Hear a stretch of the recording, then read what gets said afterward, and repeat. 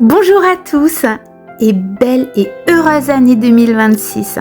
Je vous souhaite une année remplie de joie, d'amour et de belles expériences pour continuer à évoluer vers votre chemin intérieur. Aujourd'hui, j'avais envie de prendre un moment avec vous pour faire un bilan personnel de ce que mes expériences m'ont appris au fil des années. Déjà la première année, quand j'ai découvert ces expériences, a été une année de révélation. Quelque chose qui a complètement changé ma façon de voir le monde, de voir mon corps, de voir la vie, on va dire en général. La deuxième année a été une année de découverte. J'explorais, j'expérimentais, je savais pas vraiment où j'allais, mais c'était plus de la curiosité.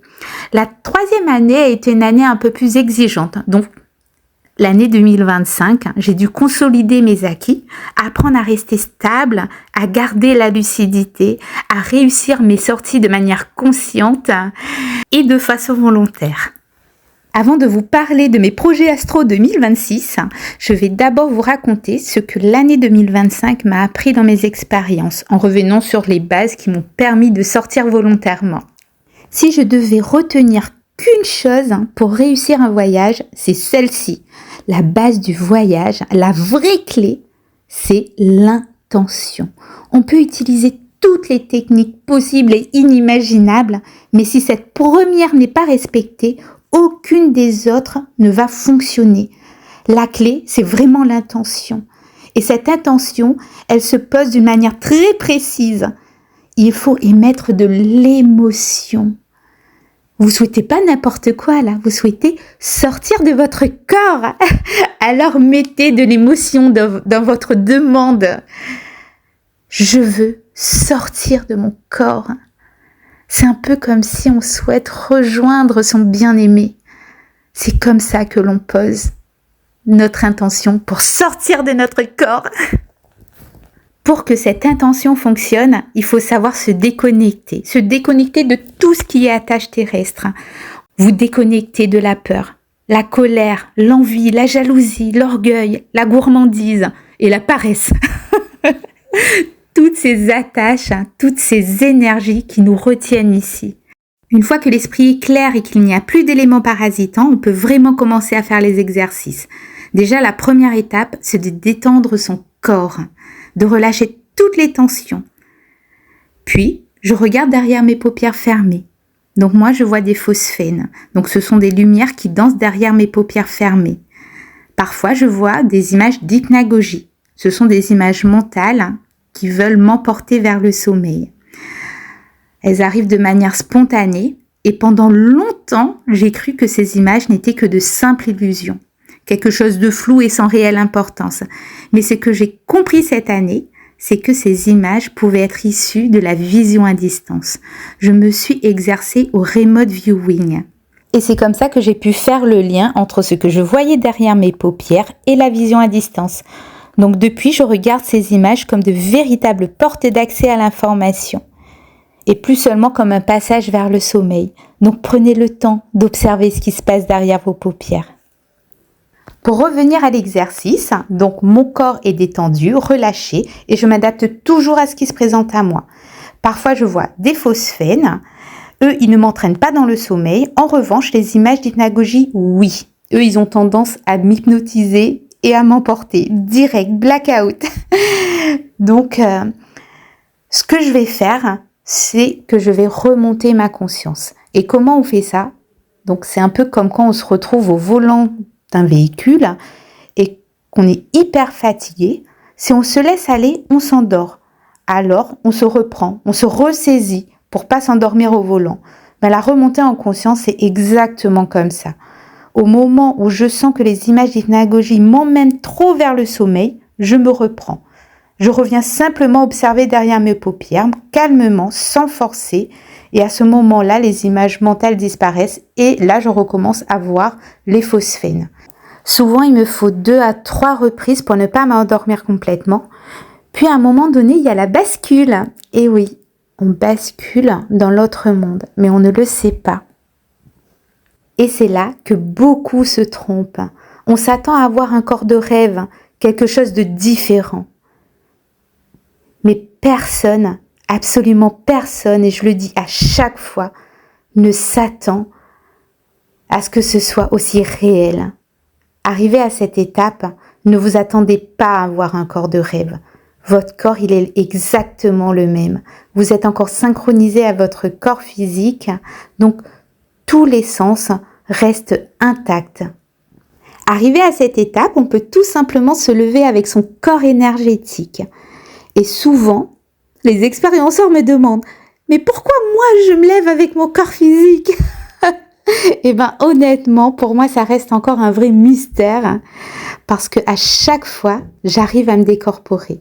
Il m'arrive aussi d'être un peu engluée, bien sûr, mais même dans ces moments-là, j'arrive à faire des mouvements énergétiques. Donc, en bougeant un peu à l'intérieur, eh ben, j'arrive à me désengluer. Et c'est peut-être ça qui bloque pour certains voyageurs. Il manque parfois cette fluidité à l'intérieur du corps. Comme si le corps énergétique devait apprendre avant à bouger à l'intérieur du corps physique, un peu style poupée russe. Donc moi, je reconnais mon corps énergétique. Je le ressens à l'intérieur de moi. Donc je ressens mon corps à l'intérieur de mon corps. Donc il faut apprendre à le reconnaître. Parce que arriver à cette étape, c'est comme ça qu'on va pouvoir se décorporer. Mais sachez que c'est pas une fin en soi. Parce qu'après la bascule vient l'état vibratoire. Et oui, l'état vibratoire arrive uniquement après que la bascule ait lieu. Ce n'est pas l'état vibratoire qui crée la bascule, c'est la bascule qui ouvre ensuite sur l'état vibratoire. Je l'ai vécu de nombreuses fois et je suis catégorique. Il y a la bascule et après il y a l'état vibratoire. Une fois arrivé à l'état vibratoire, il faut toujours savoir s'adapter à la situation. Parce qu'à ce stade, il y a plusieurs phénomènes qui sont possibles. Donc parfois, il n'y a rien. Donc absolument rien. Donc là, on attend qu'il y ait quelque chose qui se passe. Et on attend beaucoup trop longtemps. Et il y a le blackout qui arrive et on s'endort. Donc malheureusement, si on ne comprend pas et qu'on n'a pas d'état vibratoire, eh ben, on loupe la sortie. D'autres fois, il y a un léger frisson. Donc un mini état vibratoire, si je peux appeler ça comme ça. Ce sont de petites vibrations très fines, mais qui montrent qu'il y a un changement au niveau du corps, aussi infime soit-il. Et puis à l'état vibratoire beaucoup plus franc, là on vibre vraiment un peu comme un téléphone. Une autre possibilité aussi, ce sont les convulsions. Donc parfois il y a des spasmes aussi. Donc on sent qu'il y a une jambe qui me bouge tout seul ou un membre qui se met en marche en mode automatique, et ben ça c'est le signe qu'on va peut-être décoller. Et à ce moment-là, le mot d'ordre c'est relâcher, vraiment faire confiance, donc abandon et confiance.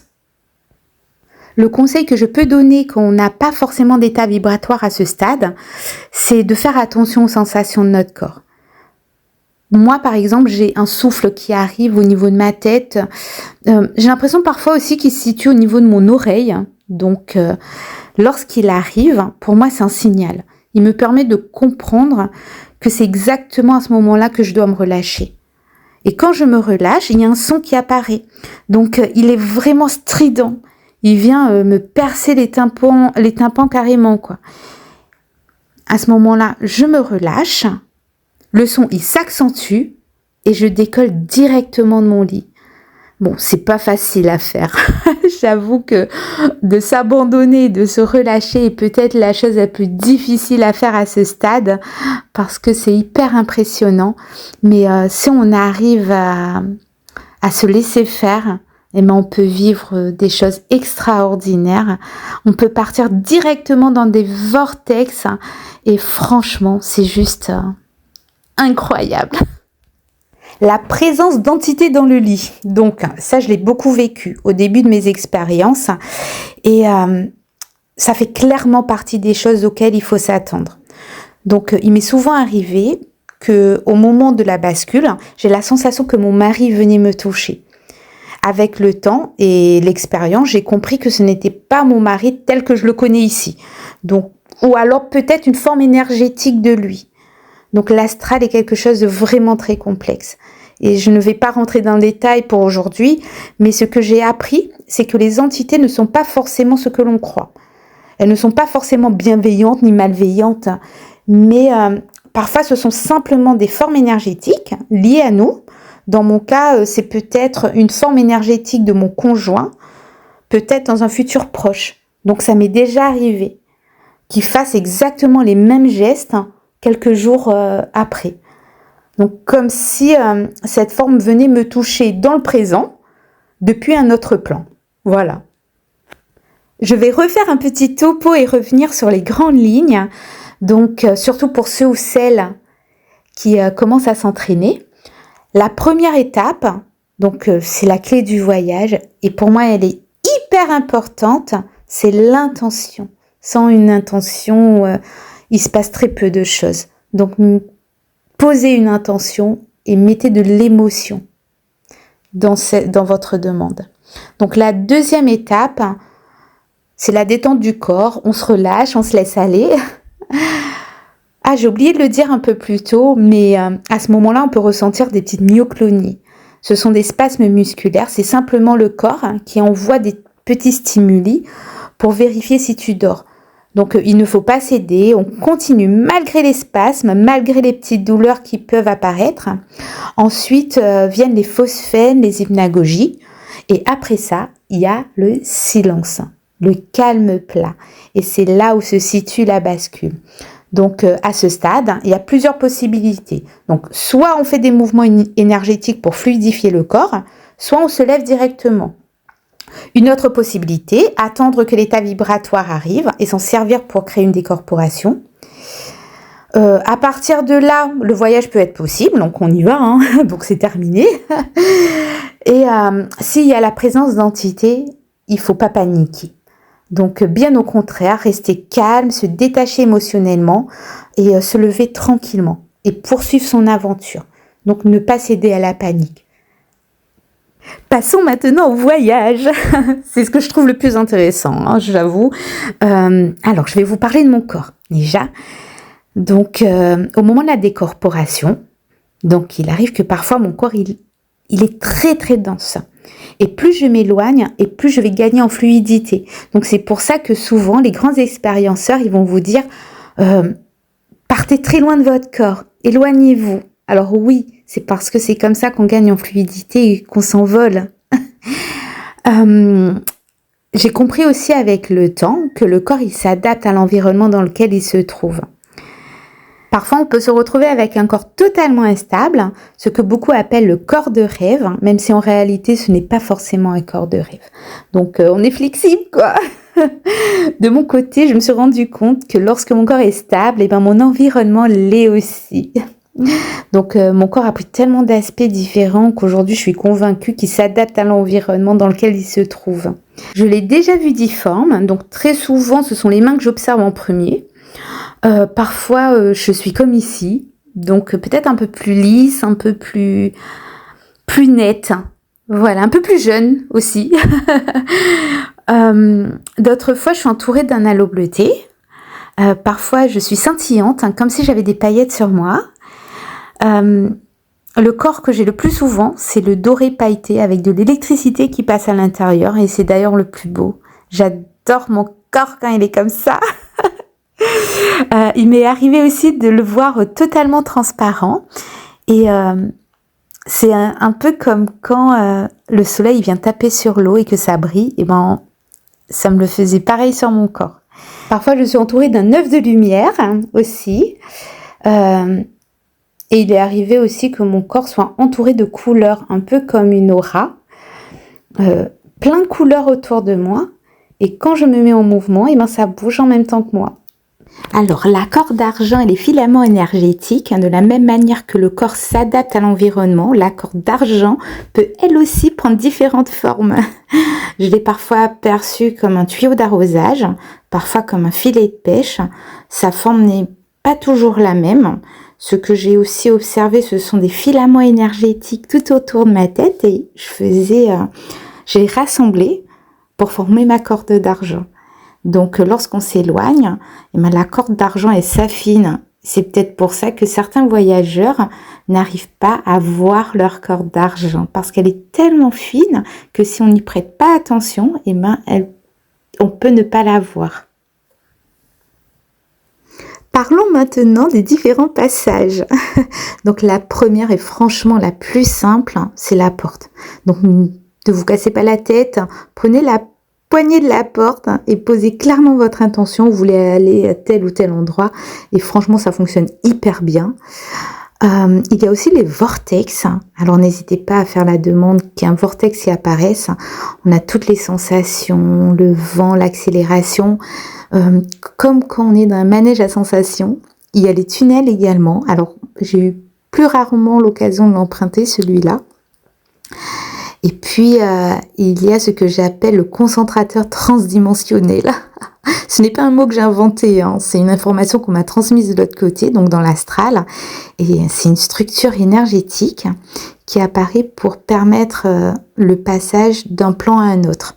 Donc, franchement, elle est trop géniale. Donc, elle concentre l'énergie afin de faciliter la traversée. Par contre, on ressent une grande fatigue. Donc, pendant le passage, on peut être épuisé. Mais si on tient le coup, une fois de l'autre côté, franchement, on a un regain d'énergie et c'est tout simplement incroyable parce qu'on arrive dans des plans souvent géniaux. Voilà, géniaux plutôt. Alors, dans certains plans, on peut aussi se retrouver dans une sorte de brouillard. Vous voyez, là, c'est quand on est plutôt... je trouve que c'est quand on n'est pas très haut, hein, qu'on est dans le brouillard. Et quand on arrive à dépasser ça, c'est pareil. Hein, on arrive dans des plans, mais franchement, trop génial. Une fois, par exemple, je suis passée à travers les feuillets d'un livre. Hein. Donc, je passais encore et encore. Et lorsque je suis arrivée de l'autre côté, franchement, c'était trop génial. Voilà en gros ce que je peux dire de l'astral. Alors, je suis consciente que j'ai sûrement oublié énormément de choses. J'ai volontairement parlé de tout ça de manière globale pour que ceux ou celles qui débutent puissent savoir à quoi s'attendre lorsqu'ils vont commencer à s'exercer. Et aussi pour partager ce que moi j'ai appris au fil de mes expériences, ce que je sais aujourd'hui et qui, je l'espère, pourra servir à d'autres. Cette année, j'ai vécu des expériences absolument magnifiques et si je devais n'en sortir qu'une seule, celle qui m'a le plus marquée, ce serait celle où j'ai accompagné une jeune femme qui s'appelle Sabrina vers la porte de son paradis. Donc à cet instant-là, je n'avais plus vraiment de forme, j'étais vaste et Sabrina pouvait voir à travers mon corps. C'était une expérience d'une profondeur incroyable, pleine de douceur, de respect et d'un amour immense. Pour 2026, mon projet sera plus tourné vers l'intérieur. Prendre soin de moi, être plus à l'écoute, passer du temps avec moi-même. Peut-être à travers des méditations, des moments de recueillement, juste moi face à moi. Quelque chose que j'ai rarement eu l'opportunité de faire et que je souhaite vraiment instaurer dans ma vie. Je tiens à remercier toutes les personnes de la communauté astrale. Cette année, j'ai fait des rencontres exceptionnelles. Donc merci beaucoup pour ça. J'ai eu la chance et l'opportunité d'échanger avec de grandes expérienceurs, mais aussi avec des personnes un peu plus dans l'ombre. Donc je remercie toutes ces personnes du fond du cœur. Je me suis également exercée avec des amis. Et alors j'ai énormément d'émotions lorsque je le dis parce qu'ils comptent vraiment beaucoup pour moi.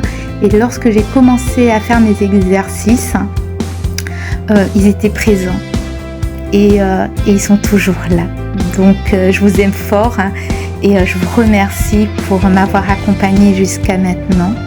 Et pour cette nouvelle année 2026, je vais continuer à avancer, à explorer, à ressentir et surtout à m'écouter.